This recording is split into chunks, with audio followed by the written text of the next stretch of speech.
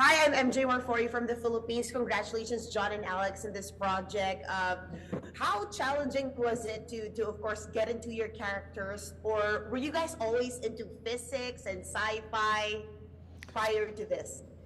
I would not describe myself as someone who is generally into physics, although it's very interesting on the incredibly surface level that I investigate it from. Um, but no, it was, I learned a lot about physics through this. It deepened my appreciation for it, but it also highlighted my my lack of mental facility to understand the full depths of it.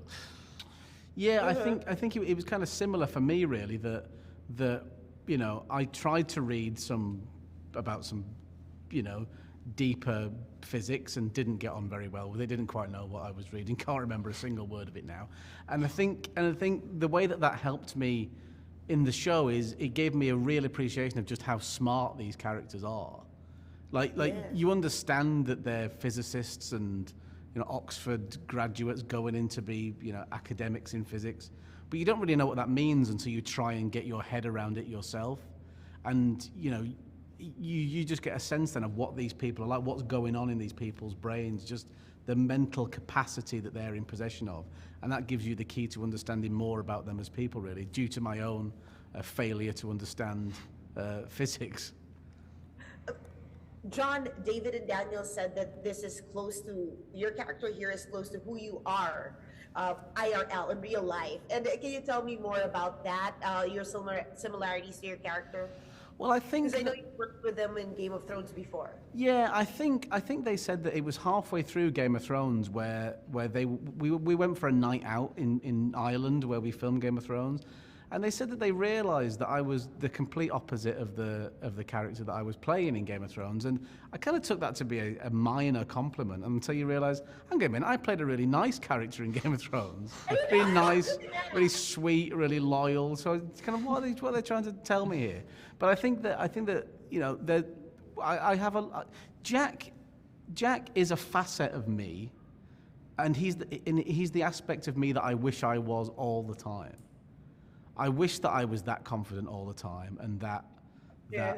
that comfortable with myself, and that is a part of me. I'm not particularly shy, but I do have self-doubt under the surface, and I just don't think that Jack has an inch of that. And there's something about that which was very liberating and very free into play, and I'm glad that they gave me the opportunity to do it. The house was beautiful too. Oh, it's a lovely house, wasn't it? Yeah. Yeah.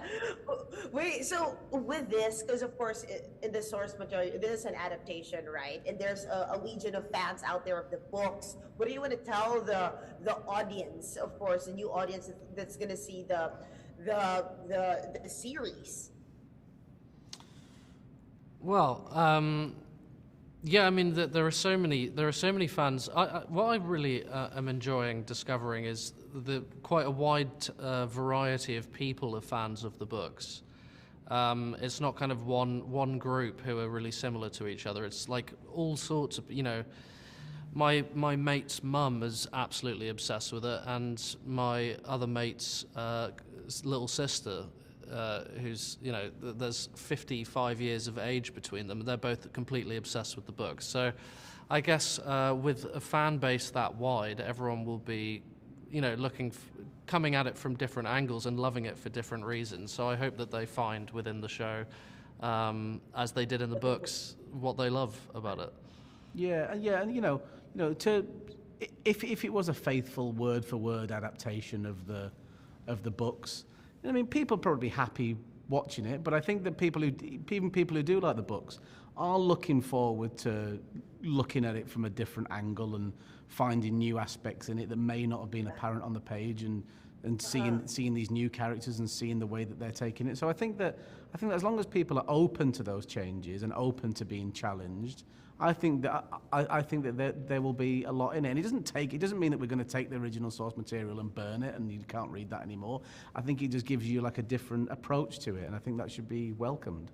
Yeah, because a novel and a TV show are dramatically different things. So I really admire the way Alex, David, and Dan have adapted it. I think it's really, really clever. The changes that they've made are really clever. Yeah.